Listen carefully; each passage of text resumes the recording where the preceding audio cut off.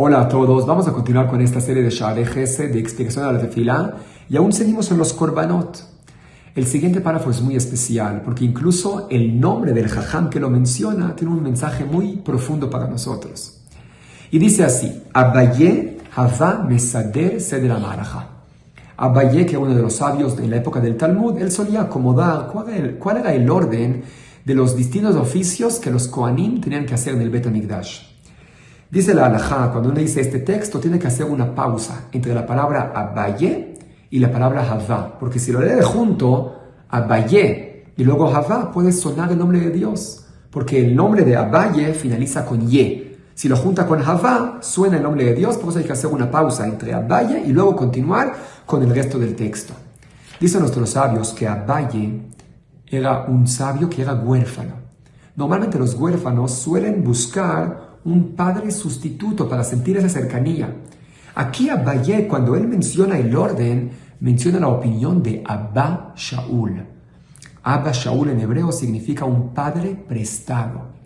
Es decir, hoy en día estamos en el exilio, no tenemos Bet HaMikdash y nos sentimos como huérfanos. Buscamos algo prestado, un padre para sentir una conexión. Queremos sentir una conexión con Hashem, pero sentimos, no tenemos sacrificios, no tenemos Bet HaMikdash. ¿Cómo vamos a poder sentir eso?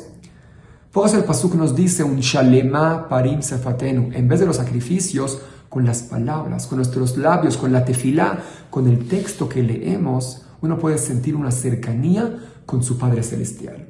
¿Cuál era ese orden que hacían los Kohanim? Comienza así: Ma'alacha gedolá kodemet le ma'alacha sheniya shel ketoret. La primera acción es acomodar la leña que estaba encima del altar.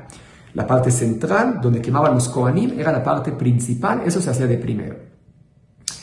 En lo segundo que se hacía es otra acomodación de leña más pequeña en la esquina del altar, que de ahí tomaban los carbones para quemar el incienso en la parte de adentro del ejal. Lo tercero que hacían era Sidur Shene Gezirei Etzim. Tenían, aunque el fuego caía del cielo, igual la Torah le ordena al Cohen que él haga de su esfuerzo y que pongan 2 leñas encima de esa acomodación de leña en la parte central. Tenían que poner 2 leñas cada día. El cuarto paso es Dishun Mizbeach HaPenimi.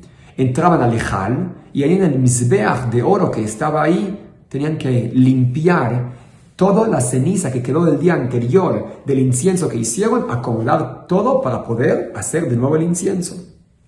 Después continuaban con Hatavat Hamesh Nerot.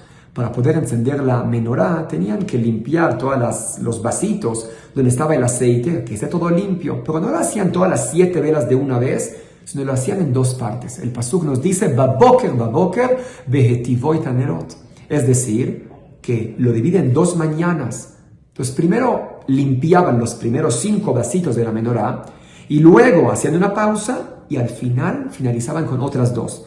Entonces, después de acomodar y limpiar los 5 vasos de la menorá, continuaban con Dama Tamid, hacían el sacrificio del Tamid, el sacrificio que se hacía todos los días, el perpetuo, en la mañana y en la tarde. Ese era el primer sacrificio, y el último sacrificio lo hacían después de limpiar los 5 vasitos de la menorá.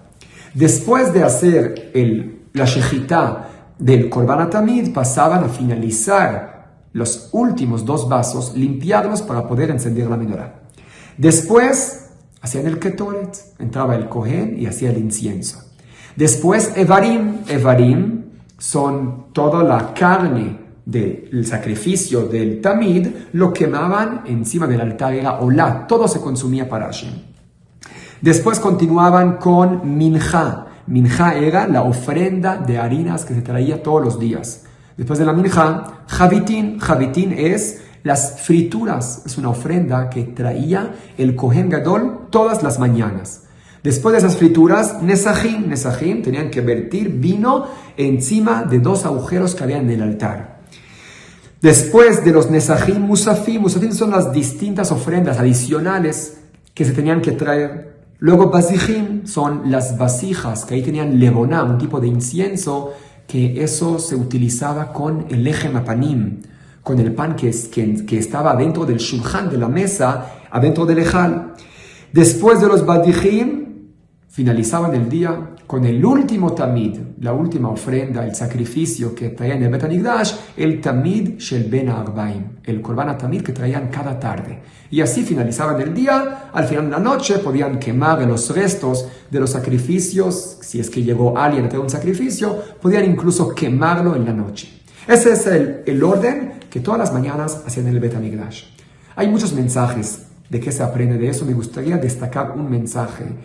Todo está con una preparación, la parte principal y después el resto de las cosas. En nuestra vida uno tiene que analizar una preparación previa, a ver qué es lo principal de mi vida y qué es lo secundario.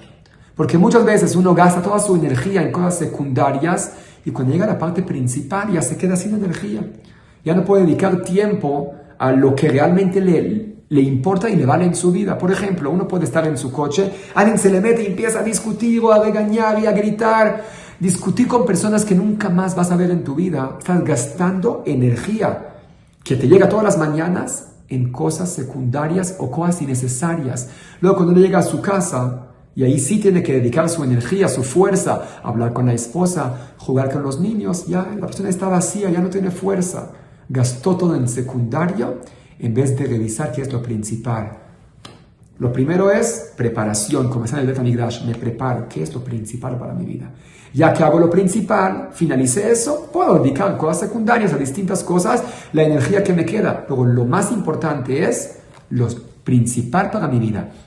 El sacrificio, la shejitá, encender las velas, el incienso en nuestra vida personal, eso va de primero y después todo lo secundario.